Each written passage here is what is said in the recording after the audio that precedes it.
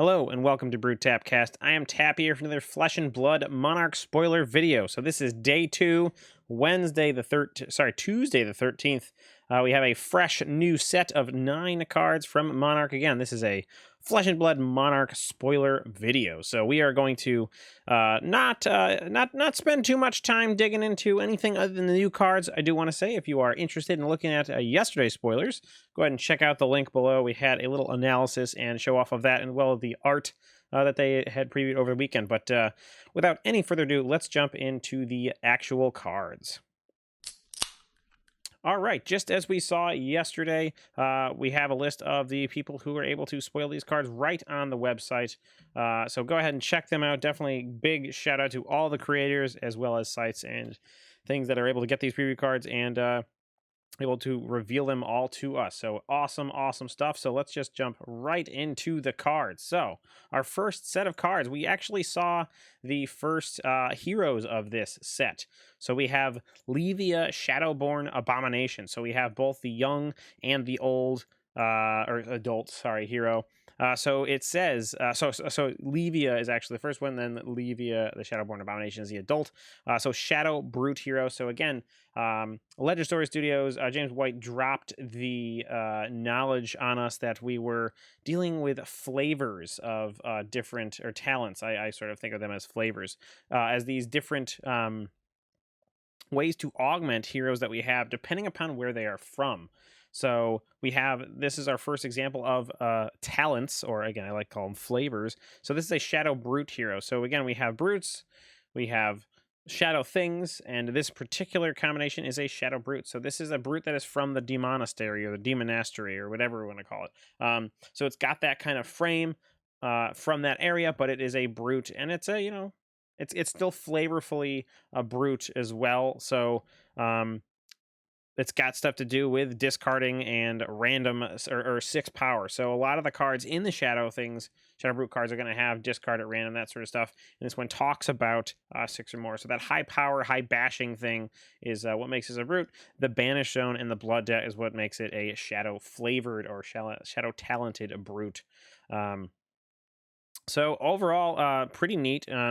This is going to be someone who is, or a hero that's going to be able to get you to that big legendary, like what, the Doomsday. Yeah, that big token, huge, the Blasphemat. That's going to come in after having 6 Blood Debt cards in your Banish Zone. This is going to let you get there. So if you're shopping in with some attacks, banishing some cards with Blood Debt, this sort of turns off Blood Debt until the end of turn. So you can actually not die, which is kind of a big deal. So as again, we saw those flavors of different things from the article on the mothership. So go ahead and check that out if you're interested in reading a little bit more. They also talked about Levia in general. She's also got a big story up on the website as well. So definitely get after that. Also in that article, they did talk about why the sort of talents or flavors are actually really quite helpful for one of their core tenets, which is limited. With limited and particularly in draft, shadow cards can go with multiple heroes in the set, whereas generics could as well. But now you have these two sets of cards, generics and then talents, that you can actually draft, so you can sort of stay open longer, which is always a good thing to see what the signals are saying at your table and that sort of thing. So that's a neat little way too, that they tie that whole thing into their core tenets of the game, trying to make it a better limited experience, which is really quite nice because a lot of people like limited. I love limited. I personally am a bigger fan of sealed just because I love that crack in the sealed pool problem sort of thing.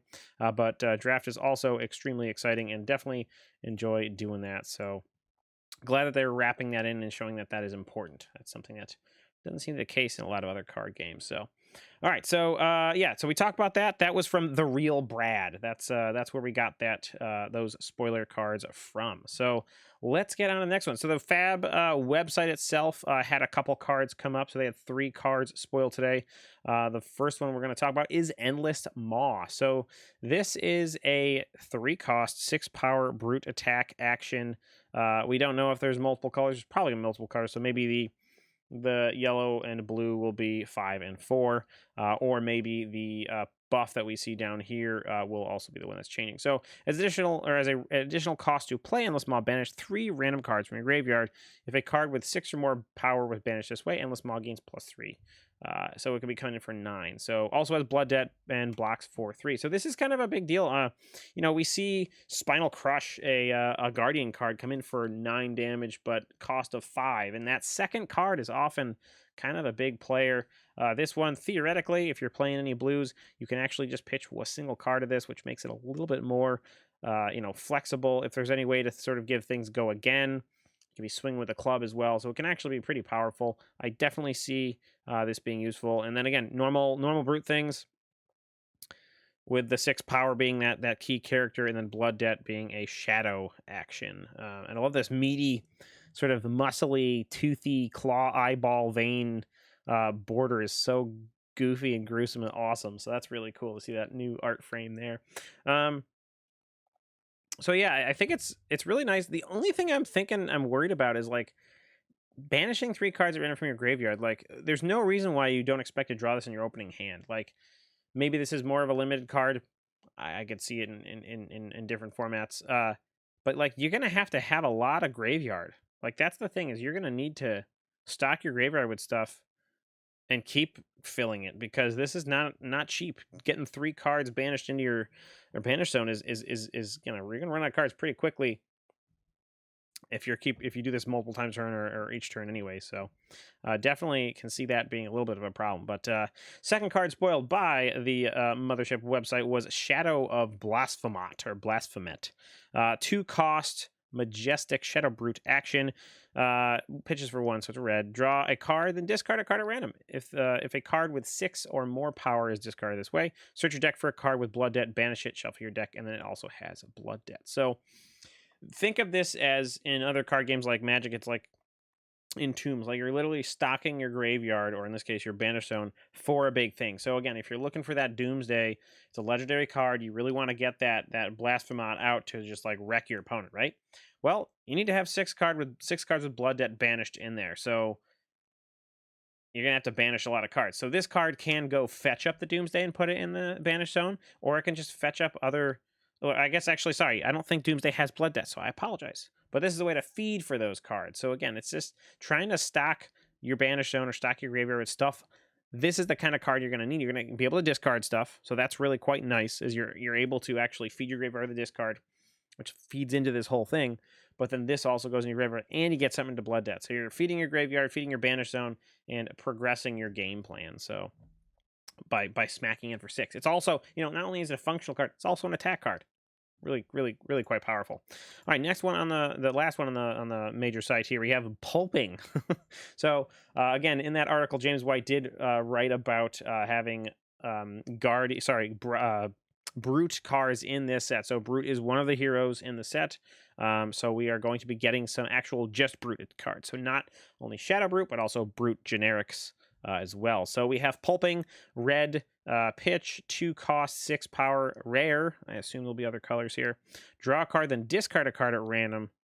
Discard a random card. If that card had 6 or more power, discard it this way. Pulping gains dominate, and while pulping is defended by less than 2 non-equipment cards, it has go again. So essentially, if you can snag the dominate and they don't have something in arsenal they can pop in there, you're gonna get go again. That's kind of huge. So a lot of the stuff that slows brutes down is that they're either building up these big attacks with a lot of intimidates right now, or they just sort of don't have a lot of go again. So this is a really nice way to give them go again on an actual card, doing something you're going to be doing anyways by giving it dominate. That's powerful. That's exciting. Maybe you intimidated. Maybe it doesn't even matter. So that's a nice way to sort of give a little bit of extra power to brute attacks. In the sense of being able to maybe have a big swing and then also romp in with the club. So pretty cool card. I think it'll see some play. I definitely think it'll see some play. All right, so those were the Mothership cards, the Fab TCG website itself. We then are going on to the European Facebook page. It was a little bit harder to find a picture of this card. I don't have access to that Facebook page because I'm kind of not a Facebook person. But anyway, so we have, from the EU Facebook page, we have Convulsions from the Bellows of Hell. Sorry for the grainy quality of this card. 2 cost, 1 pitch, Shadow Brute action, defends for 3. As additional cost to play Convulsions from the Bellows of Hell, which I think is definitely going to be cut down to CBH, because, CBFTH or CCO is whatever. That's stupid. CBH is what we're gonna call it. Additional cost to play it. Banish 3 random cards from your graveyard. Again, there's that heavy cost of having stuff in your graveyard. You can't cast this if you don't have 3 cards in your graveyard to banish. If a card with 6 or more power is banished this way, the next attack card you play this turn gets +3 and dominate. So let's go again. So this is sort of, think of it as your barraging beatdown-esque sort of card, but you're using, it costs actual resources, which isn't great, but yeah, that's a way to sort of beef up attacks, give it dominate, which seems to be the more of the sort of thing in the brutes in this is dominate rather than intimidate. So that's very quite nice. So again, the only thing I'm worried about is you got to be able to feed your graveyard. And yes, there's a lot of discard here, but like you can't do a lot of this stuff turn 1. You got to sort of get that train rolling, get that snowball rolling, then you'll be able to get after it. You know what I mean? All right, so that was from the EU Facebook page. Our next one was Jordan over at Flesh and Bones got himself a nice preview card. So we have this gorgeous looking Lunar Tide Plunderer. There are 3 different versions. There is the red, the blue, and the yellow, each being 7, 6, and 5 damage respectively, pitching for 1, 2, and 3 respectively. Cost 3, defends for 2, shadow action, attack. If Lunar Tide Plunderer hits a hero, banish it and up to 1 card from their soul. So this does not specify anything about light heroes, which is, I guess maybe we'll see some hero things that are not light with the things in their soul. I don't think so. I'm pretty sure it's gonna be like that. But this is a way to rip a card out of their soul. That's pretty cool. Love the sort of like vortex that it's like sucking your soul out and then drawing it into this vortex of the beyond. So definitely cool. 3 cost for a 7 power attack. Not too shabby. That could be pretty nice hits there. The 2 defense is a little bit painful, but again, it's just a shadow action. Go in any shadow heroes deck. It does not have to be a brute, as we were seeing in the previous one. So, one thing that I want to note about this is that so we've seen Blood Debt. We haven't seen a lot of the light things. All these are dark cards today. We haven't seen a lot of light stuff. We've seen Blood Debt. We've seen Soul. We don't know what the Soul sort of thing does other than put cards underneath your hero. I wonder. Blood Debt at the end of your turn, in your end phase, you lose a life for each card with Blood Debt in your banish zone. I wonder if you gain 1 life for each card in your soul at the end of your turn for a light hero. We don't really know. That hasn't been revealed, but who knows? I mean, that could be it. That's like they like to do a lot of symmetrical mechanics and things like that. So I'm wondering if that might be it. That seems a little bit overpowered. I know that life is quite a good resource in this game. A lot of the games that are really well matched come down to a couple life points. So being able to gain that much seems a little bit crazy. So probably not going to be that. But again, beautiful card Jordan got from LSS. So definitely go ahead and check him out at Flesh and Bones on YouTube. But yeah, Lunar Tide Plunder, way to literally steal the opponent's soul. Gotta love that. All right, next one is from Dark Sphere. This is Spew Shadow. It is a common. This is a red one, so pitch value 1 with a defense 2. Probably going to be yellow and blue as well, although I don't know where you'd go. I don't know how you'd really modify this. Maybe this is just going to be a red pitch. Don't really know. Choose an attack action card with cost 2 or less in your banish zone. Maybe it has to do with the cost 1 or less or cost 0 or less from the banish zone. Maybe that's how they modify it for different colors. So choose an attack action card with cost 2 or less in the banish zone. You may play it this turn. If it attacks a light hero, gains +2. So this is really just going to be played limited if you're trying to bash on a light thing. I don't really see this being constructed sort of thing. I mean, I guess if you're really looking to pound, I guess this feeds your graveyard, but 2, it costs 2. I guess it can help play things out of your graveyard so you're not actively just dumping everything, like attacking out of your hand. It still is a card, and it helps you recycle things from your banish zone back into your graveyard. So I guess there is some utility, so you can sort of get that cycle going again. So you banish a bunch, and then you can refill your graveyard to banish it again later. But I'm not really sure if this is going to be too playable outside of that. But we shall see. A lot of time left. All right, we have second to last one. We have Classroom Cafeteria spoiling Ghostly Visit. So this is a 1-cost red pitch, 4 power, 3 defense. You may play Ghostly Visit from your banish zone. It has Blood Debt. So just a generic attack here. You can play it from your banish zone, so that's pretty cool. I think it's kind of nice that you can sort of this is again one of those recursion cards, so you can jump from your banished zone back to your graveyard to continue feeding your inner demon when it needs to gorge upon your graveyard to the banished zone. My guess is that there will be a yellow and a blue version corresponding to 3 and 2 power here, and I think that's fine. Again, this might be the bread and butter where you need to be to try to actually get things, chugging along and fighting that balance between your banished zone and your graveyard, and also having a bunch of blood debt in your banished zone. So neat card, neat art there. I think it's actually coming out the side or the chest of someone, which is actually pretty cool. I think that's like a part of some. I can't.